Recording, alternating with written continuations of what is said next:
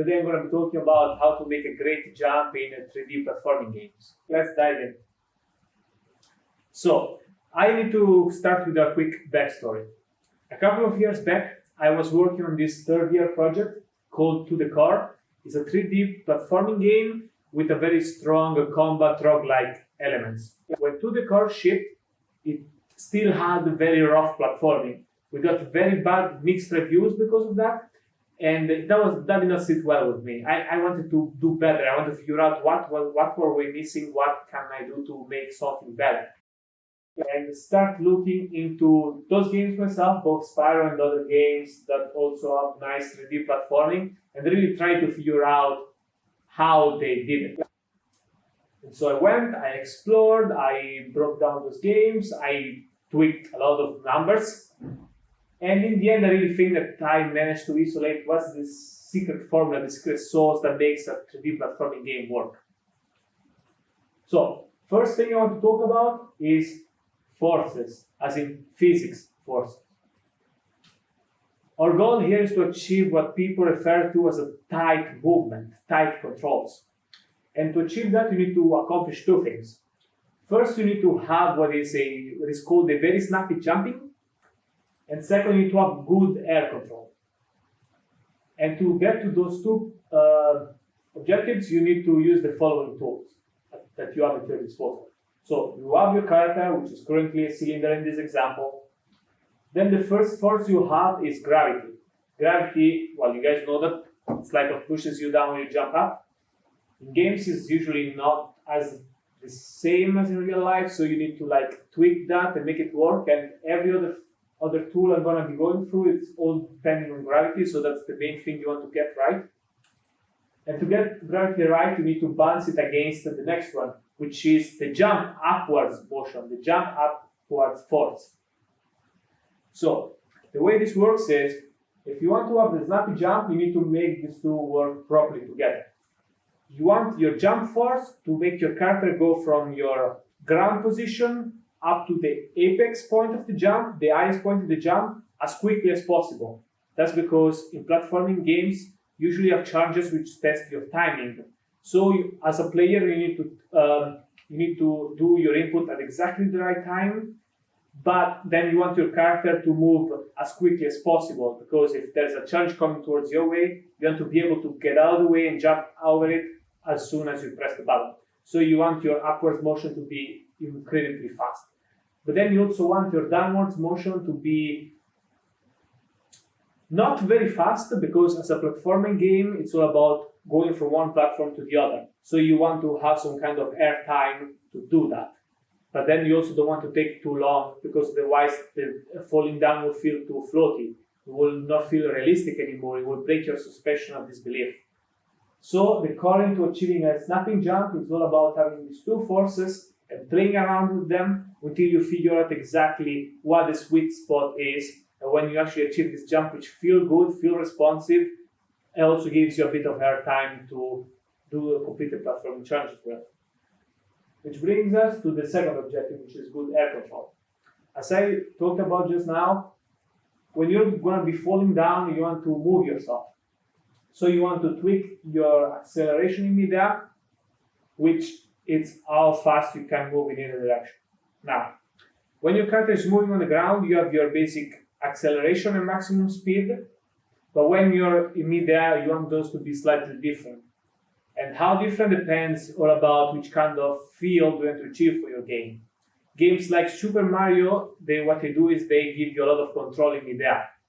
So if I jump standing still and a platform is in front of me, I am able, while in midair, to apply acceleration to my character to move forward and to reach that platform.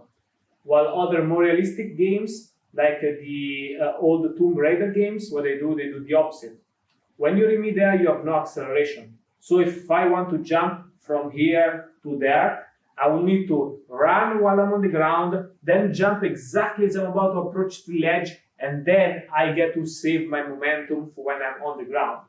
So it's all about, are you striving for a game which is all about realism, or are you going for a more Super Mario-like way, where you can do things that would not be possible in real life. Like if I'm jumping in real life, I cannot really move myself forward while I have nothing to stand on. But those are really what makes games like Super Mario work. The fact that you have these controls, which are not necessarily realistic, but they really allow you to decide exactly where your character is going to be. And then the challenge is towards that. You have full control, now use it well, and then they present the player with harder challenges than a realistic game would be able to. Mid-acceleration goes hand in hand with the deceleration, because as you have to control yourself to decide where you're going to be in mid-air, you also need to think where you're going to land. Games which with a very big deceleration, again the Super Mario games, the moment you stop moving your thumbstick in mid-air, your character stops and then it just falls down perpendicularly. While other games which go from the more realistic approach, the moment you stop tilting your thumbstick, then your character is still going to have some momentum, so they're still going to be moving forward. So the difference there is that games like Super Mario, they're all about you as the player, you decide where you move, you decide where you stop. While other games are more about you as the player can decide where you're going to stop, but you also need to think how momentum do you have. So you need to also keep that in consideration and really plan your actions and your input so that your momentum is actually going to help you land in the place you intend to, instead of just keep moving you forward and making you miss the platform and fall into a pitfall of death.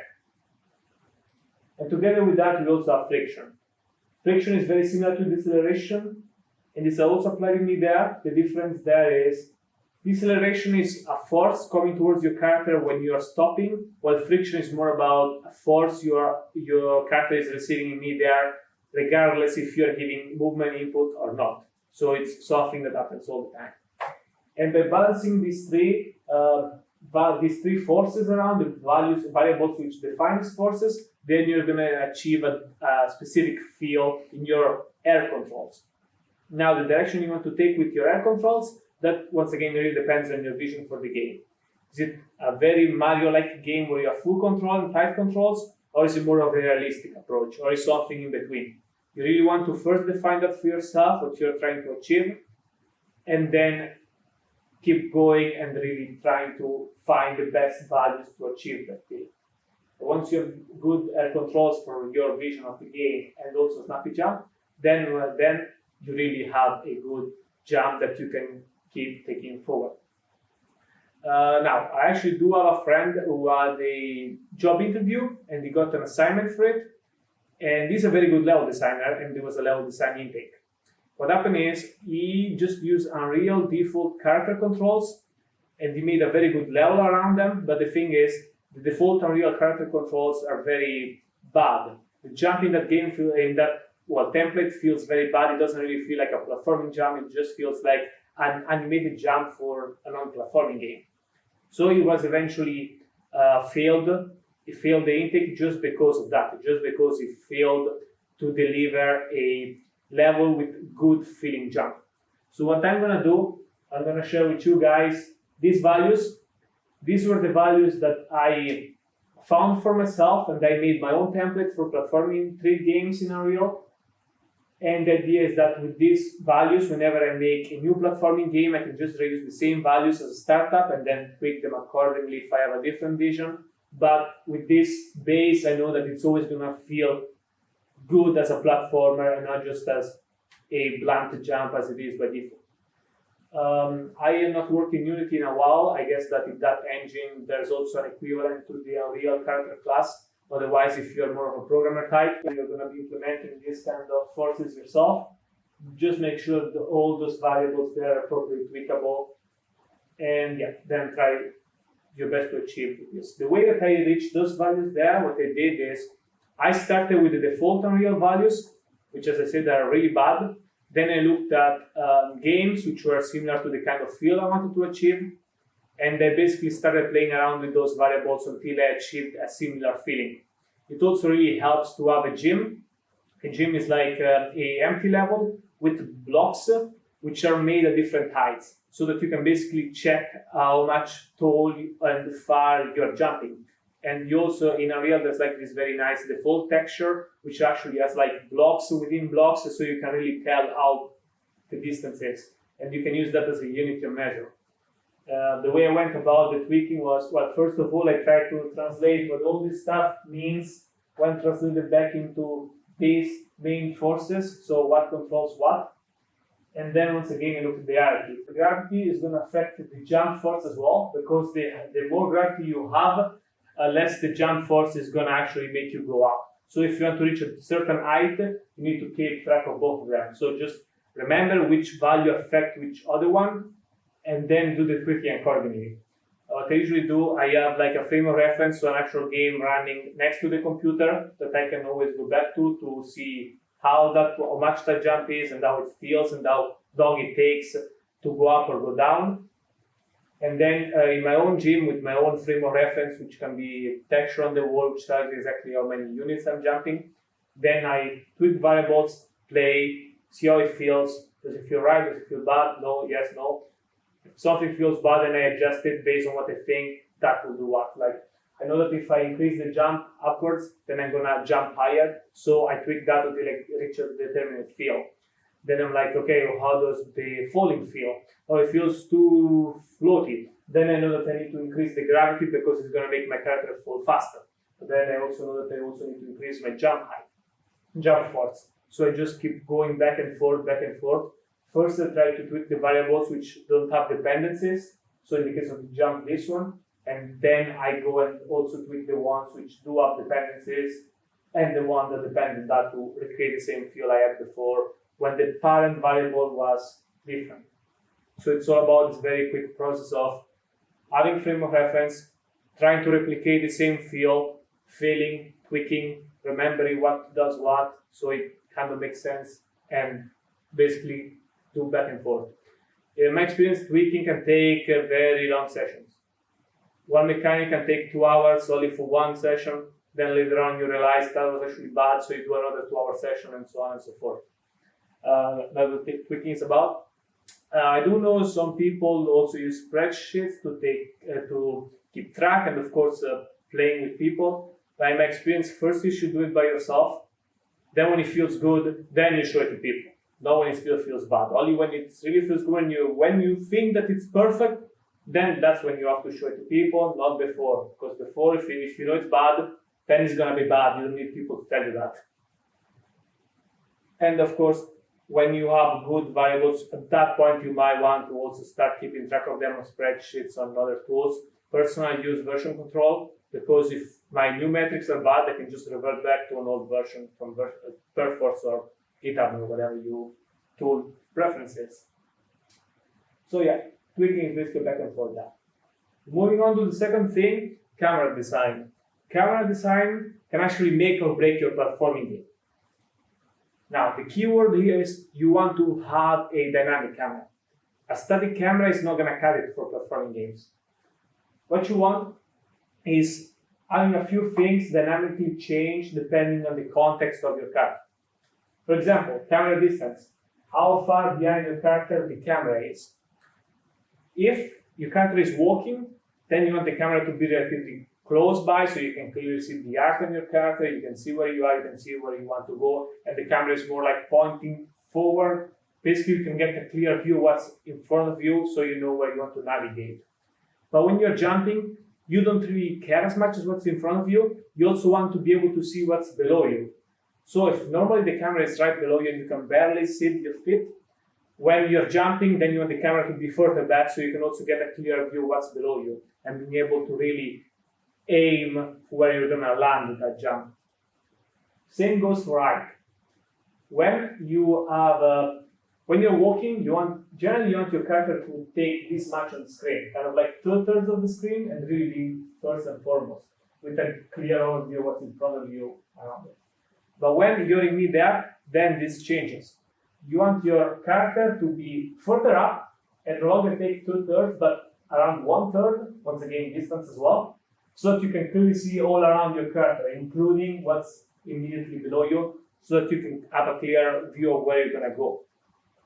And the last, maybe less important, and definitely this one is the one that could screw up your experience more, field of view, which is how much of the frame your camera is showing. Like normally at a 90 degrees field of view, this is what you will see. If you make it smaller, then you will only see one part, like only the part in the center. But if you make it bigger, then you can also see the surroundings of this frame, although they will be a bit distorted. Field of view, if used properly, really allows you to even do more of what distance and height are already doing, which is showing you your entire surroundings. But in my experience, this is the one that can also break your experience the most easily. I had a classmate, he was trying to make a platforming game where your camera field of view will change while you're doing platforming. The idea was to make the field of view change a challenge in and of itself that the player will have to overcome. What happens is, the moment you start playing with field of view, it becomes really hard to be able to tell depth, to read properly how far objects and platforms are from your character. So what happened was, whenever you would tweak the field of view, the player will not be able to do platforming anymore. So field of view can be a very useful tool if used sparingly and very little of it, but if you go too much, then you're just going to actually break the experience. Other people also use angle. They actually tilt the pitch of the camera, but that also has the issue sometimes that you might accidentally make the character no longer be in view and might actually be detrimental to the experience. Overall, I would say that probably distance and height would probably be enough to make the camera dynamic enough to really help you out when you're jumping to tell where you're going to land. But if you can also have field of view in there, I think then you're going to reach the perfect mix that really is going to help you make your jump really easy to read and really easy to use. So how do I achieve this from a technical standpoint? So I have what is called a structure. What this is a custom variable that you can define yourself, and it's basically made of other types of variables, and you basically get to decide what's in that. This is a more optimized way to do multiple variables, because if you have one struct in your class with different variables inside, that's better for better performance than if you just have every variable by itself. And the reason I use this is because what I can do then, I can do a data table in Unreal, which is basically, it has this struct, and each row is a different version of this struct intended to use in one specific camera state. What do I mean by camera state? Well, the project I use for this is like a platforming game with shooting. So there are three states. When you're on the ground, so when you're walking, when you're falling, so when you're in midair, when you jump, and also when you're aiming, because it's a shooter, so you need to have that. And what happens is, depending on where you are, it's going to have a different target value for the distance of the camera, for the field of view, even the rotation, and of course an offset, the height. And what happens is, on each frame, it takes the current value of the camera, the current metrics of the camera, and it interpolates between the current values and the target values specified in the data table. So the moment I jump, my character now needs to transition from the current metrics to the mid-air metrics. So it's just going to do it over time. How much time I can also define myself. Interpolation speed is also something defined for each state, and interpolation speed is basically how quick it's going to transition from one state to the other. So if I'm standing still and I want to jump, then I want the transition to be very quick, because I need the camera to pull back so I can see what's below me, so I can immediately go into the seeing where I'm going to land state. But if I'm landing, then I have more of a leeway, because I just landed, the camera is functional even if it's pulled back, so it can take a bit longer to get close by and let me know exactly where I can go from here. So I can also tweak that as well. So we talked about physics, forces used for the jump, and we talked about camera. What else can we have to further improve this jump mechanic? Well, first, and I would say this is probably as important as the one mentioned before, shadow dropping. What this is basically the concept of taking your character and projecting a shadow perpendicularly below to where you are. So in the first example, we have this isometric 3D platforming game, and you can see your shadow of your box character right below where you are. So if I'm jumping over these spikes looking dangerous things, I can see exactly when I'm going to be in the clear, so then I know, okay, I moved enough, now I can stop and I'm going to be able to land that. And in different cases, into the car, we also have this, but in this case, we wanted to have realistic shadows as well. So instead of projecting a fake shadow, we project more of a circle, sci-fi looking thing. In this game, you can jump on top of enemies to use them as jump pads, so that's where the fake shadows comes in. I can see where I'm going to land, so if I'm not going to land on top of them, I can just move a bit forward, so I'm going to be able to adjust my landing to go where I want to. Then there is prolonged jump. What a lot of platforming games allows you to do is you can hold your input, your jump input, for a bit longer in order to increase the height and distance of the jump. So if I have a small jump, then I can just quickly tap the button and I'm just going to take a short leap. But if I will have a longer gap, then I will be able to hold it longer to get further air time. And this is done for a couple of things. First of all, because the moment you have this mechanic, then what you can do, you can design different types of jumps. So the player no longer just is no longer just challenged to do a jump at the right time and the right moment, but also in knowing how much they need to hold the button for in order to go over the gap that is in front of them. So it adds a bit of depth to the whole challenge of jumping and decision making. Then there is ledge grabbing. This is more of a polish element to the game. It's basically the concept that if your character is about to almost do the jump properly, but then you slightly miss and you just hit the edge of the platform you want to land on, then your character is just going to grab on top of it and get himself on top. This is more on the aesthetic side of things, as in if you're playing as a humanoid character, it just makes sense that they will grab on the ledge.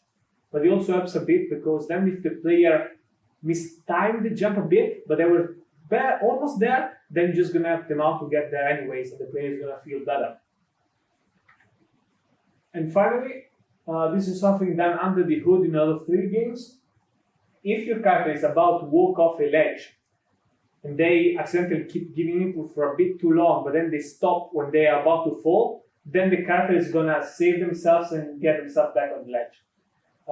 Mario games do this as well, for example. And it's very helpful because then you're going to have less player accidentally fall into a pit of death, which will feel very bad. So yeah, these are just a few things that you can build on top of your really nice jump, and they can really help to make the experience feel even better to play. Right. So that was all for my experience in jump design. And thank you very much for coming, guys.